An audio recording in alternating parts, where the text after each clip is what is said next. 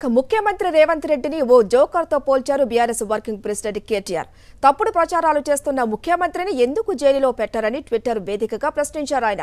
తన బంధువుకు 10,000 కోట్ల కాంట్రాక్టు వచ్చిందని, సచివాలయం కింద నిజాం నగలు తవ్వుకున్నారంటూ వివిధ రకాల తప్పుడు కథలు అల్లారని ట్వీట్ చేసిన ఆయన అలాంటి సీఎంపై ఎందుకు చర్యలు తీసుకోరని పోలీసులను ప్రశ్నించారు. అటు నకిరేకలలో నిర్వహించిన ఎమ్మెల్సీ ఎన్నికల ప్రచారంలోనూ కాంగ్రెస్ ప్రభుత్వంపై విరుచుకుపడ్డారు కేటీఆర్.